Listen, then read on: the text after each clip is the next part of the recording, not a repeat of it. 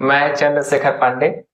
और जनता क्या चाहती है कि इस प्रोग्राम में आज हमारे बिलासपुर का ये दूसरा प्रोग्राम है।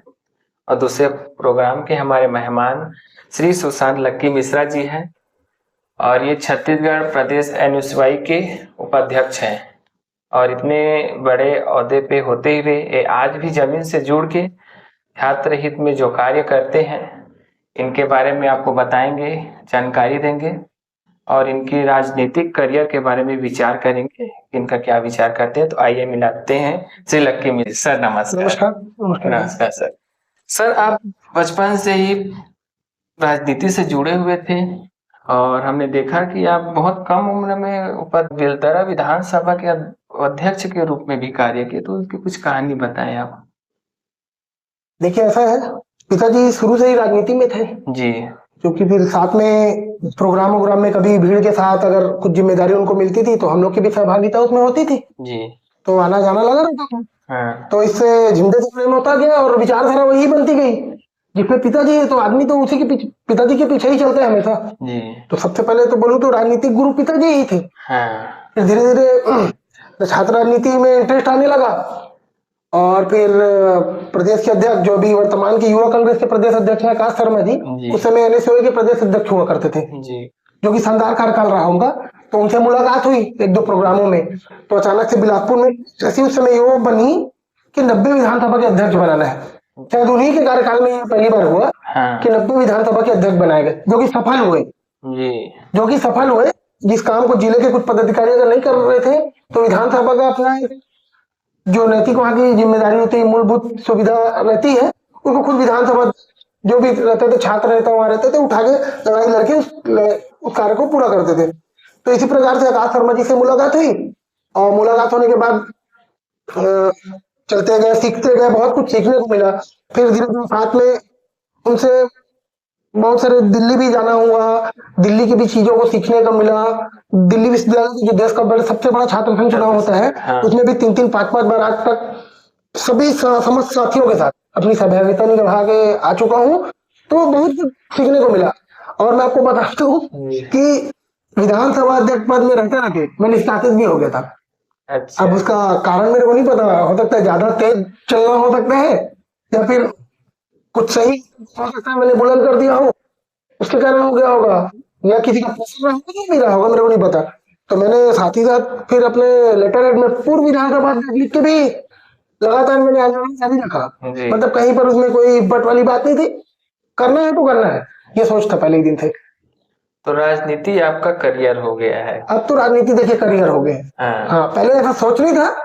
पहले तो बोला तो प्रोग्राम में जाते थे, कांग्रेस के विचारधारा मिलती गई कि जिंदाबाद मुर्दाबाद चलते रहा और उसके बाद जनता से प्रेम हो गया। कांग्रेस की कौन सी विचारधारा आपको प्रभावित कर रही है जो आप लेकर साथ चल रहे हैं? सबसे बड़ी विचारधारा मैं आपको बताना चाहता हूँ, आप लोगों ने देखा होगा इस प्रदेश में कांग्रेस की सरकार थी और आज वर्तमान में भारतीय जनता पार्टी की सरकार है। मैं आपसे पूछना चाहता हूँ, एक तो छात्र नेता बता दीजिए इस प्रदेश का जो सरकार ने किसी भी शासकीय या सरकारी विभाग का घेराव किया हो। मैं आपको बताना चाहता हूं, मैं वो छात्र नेता हूं जो सरकार रहते हुए एसडीएम कार्यालय का भी घेराव किया हूं, जिला शिक्षा अधिकारी कार्यालय का भी घेराव किया हूं, विद्युत विभाग का भी घेराव किया हूं और सबसे महत्वपूर्ण विश्वविद्यालय में आए दिन मैंने घेराव किया है, जबकि सरकार किसकी थी? कांग्रेस की थी। तो कांग्रेस के नेताओं का यही मार्गदर्शन है और यही हम लोग को प्रेरणा देता है कि किसी की भी छोटी सी भी चीज है तो आप आवाज बुलंद करके भी अपने कार्य करा सकते हो। ये चीज आप मेरे को बता दीजिए, इस 1.5 साल की सरकार हो गई तो पिछले 15 वर्ष की सरकार हो गई, किस मुद्दे में भारतीय जनता पार्टी के लोग सरकार रहते हुए किसी भी कार्यालय का घेराव किए हो? सामूहिक एक दिन महीने में कुछ डिसाइड हुआ संगठन की तरफ से तो पूरा युवा मोर्चा भारत और एबीवीपी मिल के अगर कोई घेराव कर रही हो तो एक समझ लीजिए औपचारिकता है कि विरोध भी दिखाना है, कुछ गलत हो रहा है तो ये नहीं, नैतिकता नहीं है ना जी। सर, बीजेपी के कार्यकाल में कुछ गलत ही नहीं होता। अच्छा, बीजेपी कहती है ना। हाँ। अभी तो इतने सारे मुद्दे देख लीजिए, 1.5 साल में हालत देख लीजिए, शिक्षा को ही सबसे पहले देख लीजिए, जो शिक्षक आज रोड में बेहाल पड़े हैं। डीएड के शिक्षक को देख लीजिए, 57,000 की जो थी शिक्षकों की भर्ती को लेके देख लीजिए, जो युक्ति युक्तकरण को देख लीजिए। युक्ति युक्तकरण क्या समझते हैं आप उसे क्रियान्वयन को किस तरह से देखते हैं? क्रियान्वयन को किस तरह से देखते हैं? एक दिन कुछ लोगों को नोटिस जारी हुआ और कुछ शिक्षकों को अपने अपने जगह बिठा दिया गया, ये युक्ति युक्तकरण है। तो मैं तो बोलता हूँ भाई कि इस प्रदेश को जिस तरह से एक शिक्षक की एक क्लास में जरूरत है, उसी प्रकार से इस प्रदेश को एक मुख्यमंत्री की जरूरत है भाई। मुख्यमंत्री 3 मुख्यमंत्री नहीं चाहिए ना? ये बता दीजिए ना कि भारतीय जनता पार्टी के आने के बाद क्या ऐसा चीज, महतारी वंदन योजना जैसी भी योजना, आप मेरे को बताइए पहले दिन जब महतारी वंदन योजना का फॉर्म भराया था तो कितने महिलाओं के खाते में कितना पैसा गया था? आज कितने लोगों को पेमेंट जा रहा है देख लीजिए, कैसे पेमेंट किस स्तर में जा रहा है। प्रदेश का स्थिति क्या है? प्रदेश के विभागों में पैसे नहीं है, प्रदेश के विभागों में काम करने के लिए लोग, मतलब हर प्रकार के हर वर्ग के लोग, ठेकेदार हो या विश्वविद्यालय में काम करने वाले लोग, हर वर्ग के लोग परेशान हैं। चाहे वो पेमेंट की बात हो, आप खुद भी अपने घर के आसपास अंदर तक तह तक जाने की कोशिश करेंगे तो आपको खुद सामने आ जाएगा। मैं क्या बोल सकता हूँ? जी बिल्कुल। और यहाँ पे कांग्रेस के जो अब गद्दावर नेता है और यहाँ पे छात्र संघ के हितों की बातें कर रहे हैं, उस सरकार पर आरोप लगा रहे हैं, विचार करिएगा। तो जो छात्र संघ के नेता की कुछ चुनौतियां बताएंगे आप? बचपन से, बचपन ही बोला जाएगा उनको, आप रहे राजनीतिक प्रभाव में रहे हैं, तो ऐसे क्या चुनौतियां हैं जो छात्र संघ के अध्यक्ष को सामना करना पड़ता है? देखिए ऐसा है, सबसे पहले मैं आपको बताया ना हमारे यहाँ की विचारधारा, कांग्रेस की विचारधारा, अगर किसी के साथ अन्याय हो रहा है, जब तक अन्याय हो, मैं बड़े नेता से अगर परमिशन लेने जाऊंगा तब तक तो सामने वाला खत्म हो जा रहेगा। जब तक लेटर आएगा कि हाँ उनके लिए लड़ाई लड़ सकते हो। तो हमारे यहाँ तो प्रदेश अध्यक्ष दीपक बैज जी हो, चाहे पूर्व मुख्यमंत्री भूपेश बघेल जी हो, चाहे हमारे यहाँ पूर्व मंत्री प्रभारी मंत्री जयसिंह अग्रवाल जी हो, युवा विधायक देवेंद्र यादव जी हो, प्रदेश के अध्यक्ष आकाश शर्मा जी हो, नीरज पांडे जी हो, तो उनका मार्गदर्शन यही तो हम लोग आगे बढ़ाने का काम करता है कि कुछ भी गलत हो तो लड़ जाओ, हम तो है लड़ी जाते हैं। बहुत सारे ऐसे FIR हुए अभी इस तो खाते खुल गए। अच्छा, ये जाएगा मेरे को ऐसा लगता है 5 साल तक। अब राजनीति की आने के बाद इतना तेज तर्रार है कि पहले से ही आपके में है? वो तो मेरे खुद नहीं पता है कि तेज तर्रार, पहले दूसरे चीजों में तेज तर्रार रहूंगा, पढ़ाई में मतलब उतना तेज तर्रार नहीं था, मैं झूठ क्यों बोलूं। मतलब पास हो जाता था, कभी ऐसा फेल वाला टैग नहीं लगा एक तो जीवन में, लेकिन पास हो जाता था। मतलब थोड़ा भी पढ़ता था तो दिमाग में क्लिक कर जाता था और लिख के अपना।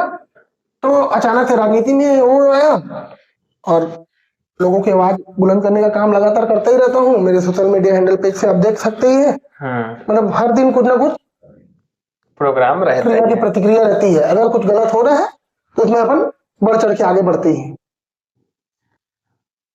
मोदी सरकार के 11 वर्ष पूर्ण होने पर यहाँ बीजेपी सरकार के द्वारा वहाँ उनका उपलब्धि गिनाते वक्त 2 या बिलासपुर में 2 या 3 बार बिजली चली गई थी।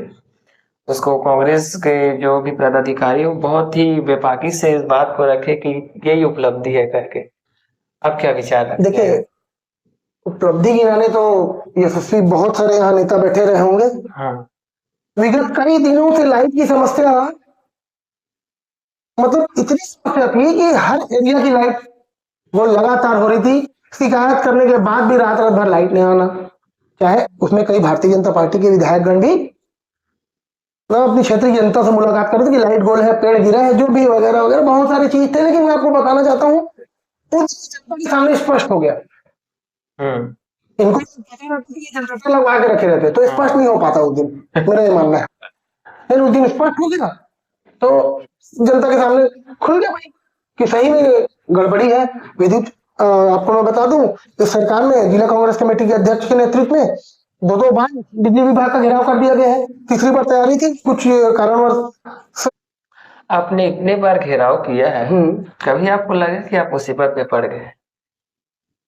मुसीबत में पड़ने नहीं लगता, बहुत नहीं लगा है। हाँ, कोई कहानी जो हम दर्शकों को जानकारी हो? कुछ बड़े नेताओं का भी बोल सकते हैं और कुछ अधिकारियों की भी सूझ कुछ भी बचा लेती है और ऊपर वाले का आशीर्वाद तो रहता ही है अच्छे काम करने वालों के ऊपर। ऐसा मेरा मानना है। गलत करूंगा तो फंसूंगा ही।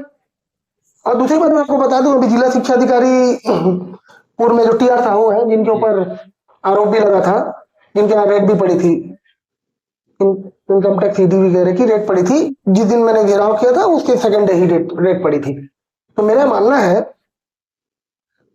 तक करप्टेड अधिकारी जो मेरा फोन नहीं उठा रहा था, जो मेरे को समय नहीं दे रहे थे, मैं अपने घर के लिए तो लड़ने गया नहीं था, मैं किसी छात्र हित की या किसी स्कूलों की मांग को लेके गया हूँ, यहाँ से थोड़ा होगा। तो 10-10 20-20 दिन हो गए ऐसे, तो मैंने उनका लापता का चस्पा कर दिया उनके कुर्सी में कि भाई ये है नहीं, लापता हो गए। उसमें एक FIR हुई।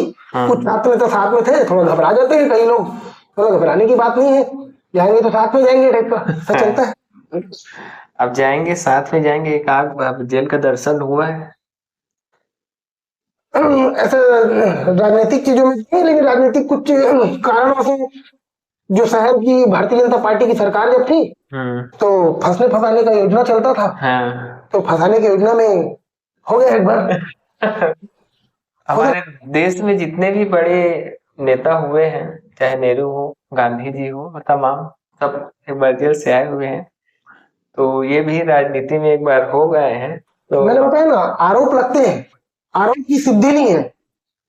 मामला न्यायालय में था, विचाराधीन था, न्यायालय ने बाइज्जत बरी किया। तो अगर मैं आरोपी होता तो मैं इस बात को रखते ही क्यों आपको ये बात तरीके से।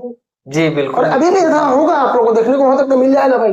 ज्यादा बोले तो कि ज्यादा कुछ सीरियस मैटर को अगर मैंने उठाने की कोशिश की तो ये सब देखने को, सामना करने को मिलेगा। और इसके लिए तैयार रहते हैं हम लोग, NSUI के लोग हैं, छात्र संगठन के लोग हैं, और मजबूत छात्र संगठन के लोग हैं।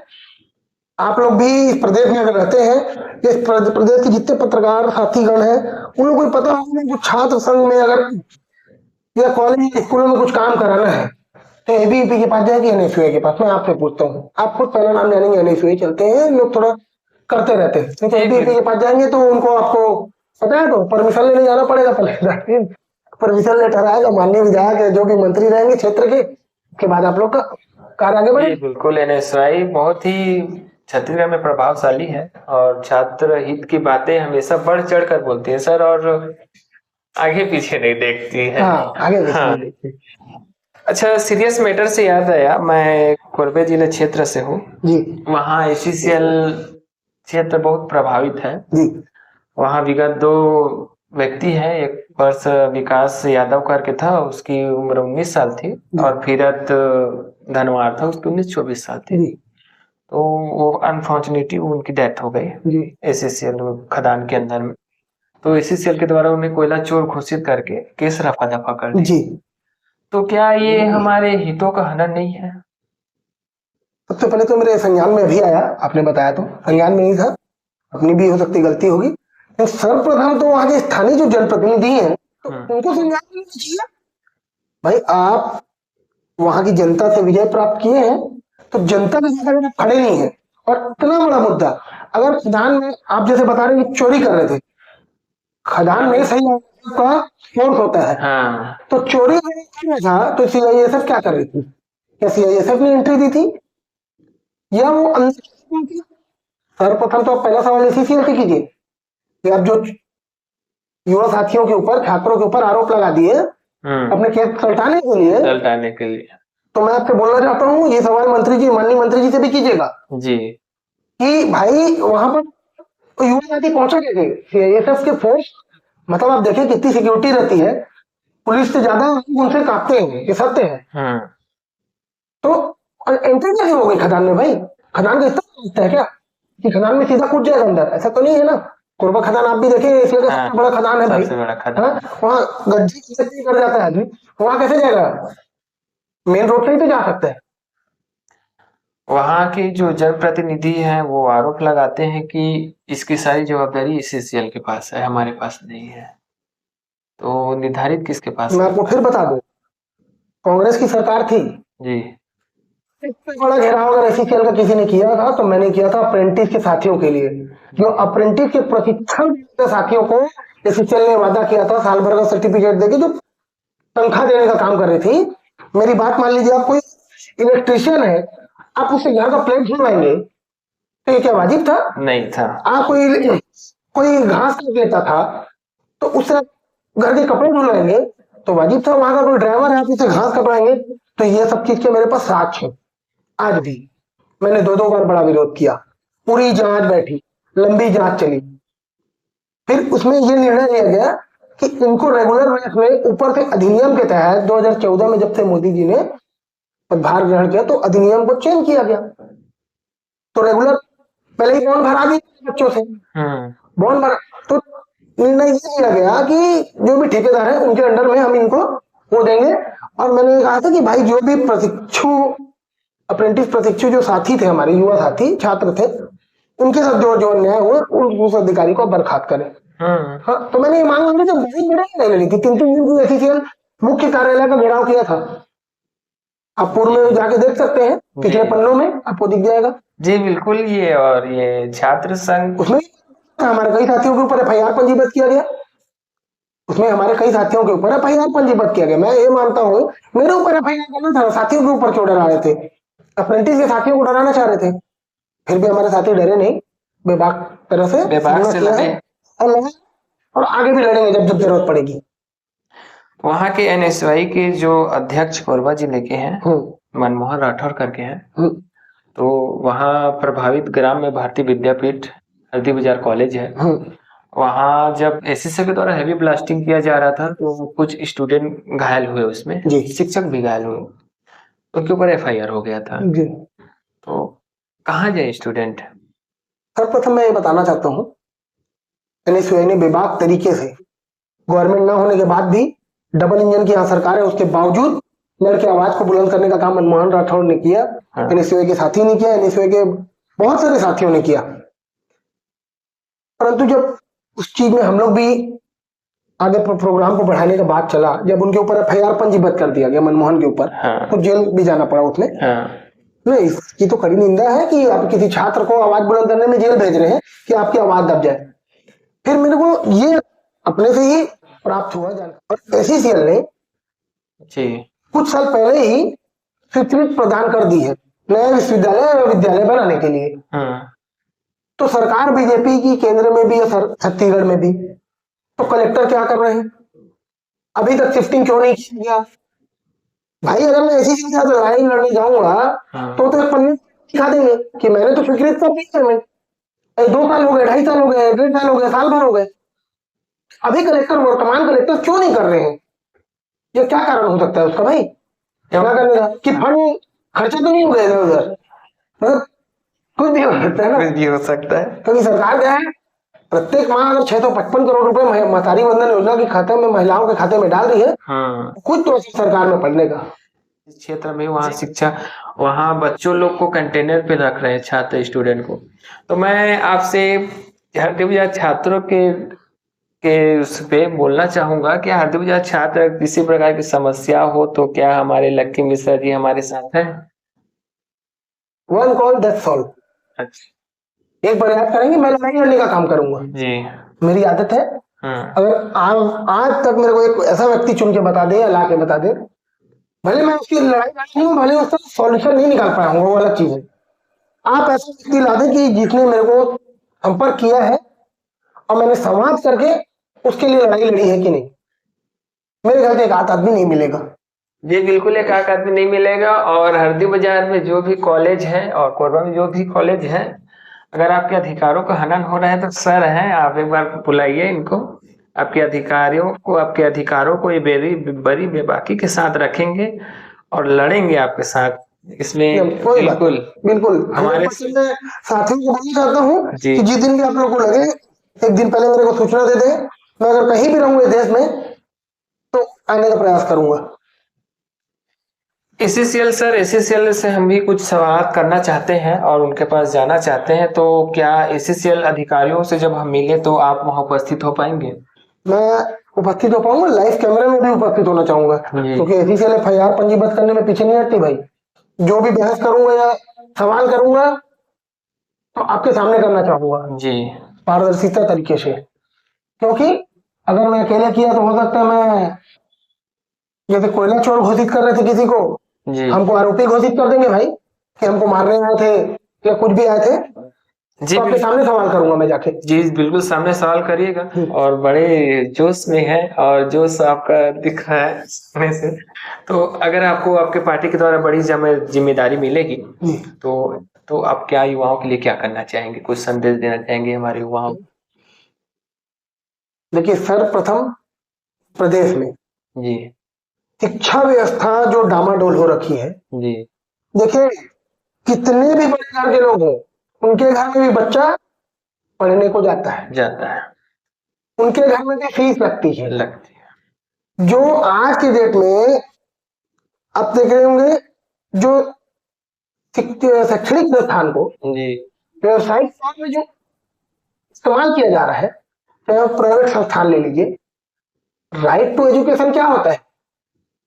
राइट टू एजुकेशन ये होता है कि भाई 25% आप प्रत्येक क्लास में जो बच्चे हैं उनको आपको एडमिशन देना है। तो यहाँ हमारे यहाँ तो शिक्षा का स्तर इतना गिरा पड़ा है, जिला शिक्षा अधिकारी को कोई प्राइवेट संस्थान के लोग सेट करके, जैसे स्कूल को देख लीजिए यहाँ, या इस बिलासपुर जिले में 5 संस्थान, अकलतरा में, आपका पलरिया में, आपका जगदलपुर में, इस बिलासपुर जिले में 2 ही एफिलिएशन मिलेगा जी। 2 एफिलिएशन राइट टू एजुकेशन के तहत 2 ही जगह, लेकिन कुल कितने चल 5-7 चल रहे हैं, 5-7 चल रहे हैं। डेटा है, अगर आप बोलेंगे तो डेटा आपको उपलब्ध करा दूंगा जी। बिल्कुल। तो मैं सबसे पहले मेरा यही रहेगा, अगर कुछ जिम्मेदारी मिलती है भी है तो, कि भाई बेबाक तरीके से छात्र हित में लड़ाई लड़नी है, पीछे नहीं हटना है जैसे पहले की तरह, और अच्छे से परफॉर्मेंस के साथ हो सकता है लड़ाई लड़की जल्दी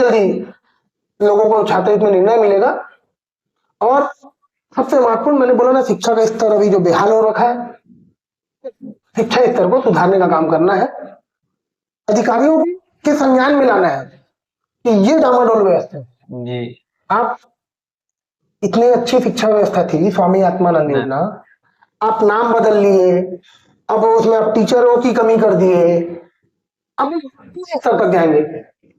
जो कई योजना ऐसी होती सरकार की कि सरकार को जनता के हित के लिए सोचना चाहिए, कि सरकार उस सरकार की योजना थी करके नहीं सोचना चाहिए, तो चलने देना चाहिए, मेरा ये मानना है जी। बिल्कुल। जनता सर, यहाँ पे ये भी हुआ कि जब पूर्व में भूपेश सरकार थी तो उनके द्वारा कुछ योजनाएं लाई गई। आपने सोशल मीडिया पे देखा होगा कि उनके जो योजना जिन पे इन्वेस्ट किए हैं, जो जनता का पैसा है, वो इन्वेस्ट ठप हो रहा है, वो योजनाएं ठप है, तो नुकसान किसका है?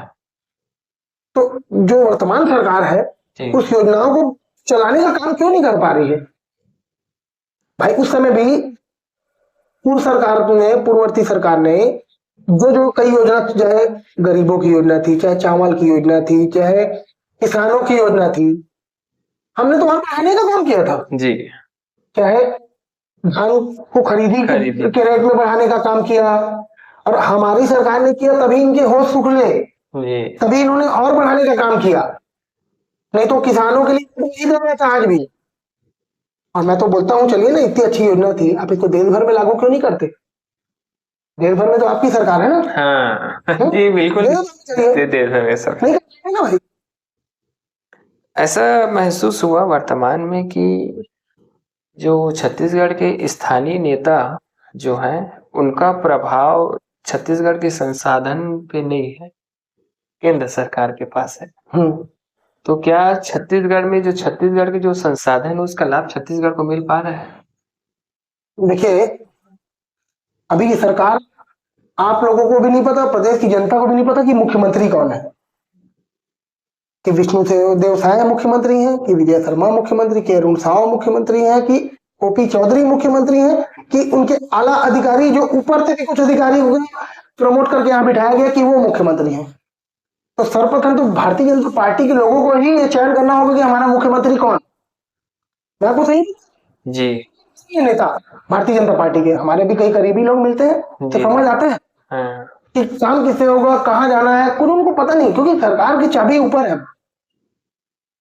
पहले क्या है, जो सरकार चली, अब चाबी क्या इस सरकार की ऊपर है। ये खुद बताते थे ना, ये भारतीय जनता पार्टी के लोग है ना जी, जो बताते थे कि कांग्रेस पार्टी तो सोनिया गांधी जी की झोली में जाके ये देते हैं, या ऊपर से चलते हैं, या ऊपर से। हमारे तो एक मुख्यमंत्री था जी, उसी का निर्णय सर्वमान्य था। आप क्या तो एक निर्णय भी होता, दूसरा अटैक कर देता तो रुक जाता, फिर ये करते तो आप अटैक कर देते रुक जा रहा है। तो ये सरकार नहीं चल रही है। आप वास्तविक स्थिति बता दीजिए आज की डेट में सरकार की, कुछ उपलब्धि बता दीजिए। नहीं, मेरे को नहीं लगता कोई उपलब्धि है। जी बिल्कुल। और ये कांग्रेस के बहुत ही युवा नेता हैं और ये जो आरोप लगा रहे हैं इस पे जनताएं विचार करेंगी और निर्णय करेंगी और वर्तमान की सरकार भी इस चीज को देखेंगी। सर मैं आप एनएसयूआई अब अध्यक्ष अगर आप बनते हैं प्रदेश अध्यक्ष के रूप में, आप में क्वालिटी है, मेजरमेंट है, तो आप छात्रों के लिए क्या संदेश देना चाहेंगे? मैंने सबसे पहले बताया ना, शिक्षा का स्तर छत्तीसगढ़ में बहुत बेहाल है जी। सर्वप्रथम वो तो सुधारना हमारी नैतिकता है जी। साथ ही साथ लोग बोलते हैं मैं एनएसयूआई का नेता हूँ, मैं नगर निगम में जाके आवाज क्यों उठाता हूँ, मैं विद्युत विभाग का आवाज क्यों उठाता हूँ, मैं तो छात्र नेता हूँ ना, छात्र संगठन का। लेकिन मैं बताना चाहता हूँ ना, वही नगर निगम में वही छात्र के तो घर वाले परिजन प्रभावित हो रहे हैं जी। वही विद्युत से वही छात्र समेत उसके घर वाले प्रभावित हो रहे हैं, वही स्वास्थ्य विभाग से वही छात्र के घर वाले प्रभावित हो रहे हैं। तो मेरा छात्र संगठन के साथ साथ सर्वप्रथम एक तो मांग रहेगा छात्रों के लिए स्वास्थ्य विभाग से जुड़ा जी, स्वास्थ्य विभाग से जुड़ा बड़ा मैं एक आंदोलन करूंगा कि देखिए आज आयुष्मान कार्ड चलता है, कई प्राइवेट हॉस्पिटलों में हम लोग पहुंचते हैं जी, है ना, चिकित्सा केंद्र में, तो यहाँ ये वाला कार्ड नहीं चलता, यहाँ ये वाला नहीं चलता, वहां वाला नहीं चलता। कोई 30-30 किलोमीटर, कोई 40-40, 70 किलोमीटर दूर से आपके हरदी से कोरबा जा रहे हैं, वहाँ हॉस्पिटल में बोल दे रहे कि आयुष्मान कार्ड नहीं चलेगा। उसके जो आवागमन के खर्चे थे वो तो बढ़े ही बढ़े, जो उसके घर में जो पेशेंट था उसको तो प्रभावित हो, लेट हो, या फिर वहां पर अगर इलाज उपलब्ध होता है तो वहां उसको पैसे देने पड़ेंगे। तो छात्र के सबसे बड़े मुद्दे रहेंगे, मैंने इसके साथ मैं आगे चलने का काम करूंगा। जी बिल्कुल। सर एक और क्वेश्चन लेना चाहूंगा, आप बिलासपुर में हैं स्थायी रूप से, तो आपको बिलासपुर के विकास के लिए क्या रोड मैप बताना चाहेंगे? मैं और आगे भी मिलूंगा तो डिस्कस करूंगा। अभी तो देखिए हम लोग छात्र नेता है बिलासपुर में 5-5, 6-6, 7-7 विधायक है, इन लोग रोड मैप ज्यादा बता सकते हैं ना, हमारे बनाने से रोड मैप स्वीकृत हो रहे हैं, जो बनाएंगे भारतीय जनता पार्टी के लोग ही बनाएंगे। कुछ भी अब दे दो सुझाव तो मानना नहीं है। आप सुशासन तिहार में ही देख लो, कितने लोग अपनी पीढ़ी बचाए होंगे, कितने लोग का निराकरण हुआ। सुशासन तिहार जिस दिन उसका पिटारा खुलेगा जी, तो ऐसा खुलासा होगा छत्तीसगढ़ में जो देखने योग्य होगा। उम्मीद करता हूँ कि इसको मैं खोलने का प्रयास करूंगा, छोटा मोटा तो जिले स्तर का तो खोलने का प्रयास करूंगा ही। लगा हुआ हूँ उसमें कि उसके पेपर मिल जाए तो आगे कार्रवाई करेंगे, कार्रवाई होगी, कार्रवाई नहीं होनी है वो भी नहीं पता है। सुशासन तिहार पे ना जो कटघोरा के पूर्व विधायक पुरुषोत्तम कंवर जी हैं, उन्होंने कहा कि ये बीजेपी सरकार के समय समस्याएं बढ़ी कम नहीं हुई, उनका आरोप था। हाँ, तो आप क्या कहना चाहेंगे? तो अब आप खुद देख लीजिए ना, उसमें क्या बताना, मैं तो पहले ही आपको क्लियर कर चुका नहीं जी, मैं आपको पहले ही क्लियर कर चुका। सुशासन तिहार एक नौटंकी है। ये जो प्रदेश के माननीय मुख्यमंत्री भूपेश बघेल जी ने जो छानबीन करने का काम किया था, भेंट मुलाकात जी, जिसके ऊपर ये आरोप प्रत्यारोप कर रहे हैं, नहीं करते कॉपी हो जाएगा, तो उसका आरोप लगा, उसका नया नौटंकी लाया है सुशासन तिहार। अचानक से विष्णुदेव भाई जी कहीं पहुंच जाते हैं, वही तुरंत पंडाल भी मिल जाता है, पूरा फ्लैक्स डिजाइनिंग हो जाता है। बताओ कितना मतलब अचंभे की बात है, आपको सोचिए। तो ये नौटंकी मेरे ख्याल से नहीं करना चाहिए, काम करना चाहिए। हम छात्र नेता हैं, हम लोग छात्र हित में काम करते हैं, सुबह उठते हैं तो पता देखते रहते हैं कहाँ किसका घेराव करना है, कहाँ पर क्या गड़बड़, मतलब लड़ाई लड़नी है, इतना पता है ना कि मैं काम करा लूंगा, मैं इस छात्र का काम करा लूंगा। नहीं करा पाए तो ये कह रहा हूँ कि यार इसके पीछे कोई लड़ने वाला आ गया है, छात्र का मनोबल तो बढ़ाने का काम कर लूंगा। आपके जो बेबाकी से बोलने का वो है स्टाइल है जी, तो मान लीजिए बीजेपी आपसे प्रभावित हुए और बोले कि लकी मिश्रा हमारे साइड आइए, क्या करेंगे? अरे विचारधारा है जी, इसको कैसे तोड़ सकते हूँ? विचारधारा है, मतलब सवाल ही नहीं उठता, मेरी बात समझिएगा, सवाल ही नहीं उठता। और उस पार्टी में तो मैं और जानना चाहूंगा जो जात पात की राजनीति करता हो। भाई कोई अगर नेता को चुना जाता है तो जाति समुदाय को साथ लेके चलने के लिए नेता चुना जाता है जी, तो यहाँ तो एक ही एजेंडा है, सर्वप्रथम हिंदू मुस्लिम कराते रहो, सर्वप्रथम आप हिंदू मुस्लिम कराते रहो, अचानक से फिर से कराते रहो। ये हम लोग, मेरे को राज नहीं आता, तो सबसे पहले तो यही होगा। दूसरा, आपको मैं सबसे पहले बताया कि मैं स्वतंत्र संगठन का स्वतंत्र छात्र नेता हूँ। मैं कोई शिकायत आई है तो तुरंत सुबह उसकी क्रिया की प्रतिक्रिया दूंगा, मैं परमिशन लेने नहीं जा सकता जी। हाँ, शीर्ष नेताओं का अगर किसी चीज में आदेश आएगा कि इसमें नहीं करना है या इसको कांग्रेस कमेटी एक साथ करेगी, तो उसमें सुचारू रूप से रुका जाएगा और कार्रवाई नहीं रुकवाई जाएगी। जो बच्चा परेशान है या कोई जनता परेशान है तो उसमें बताया जाएगा अभी रुक जाइए इसमें, अभी आप इसमें 10 दिन समय दीजिए, नहीं तो चीजें बिगड़ेंगी भाई।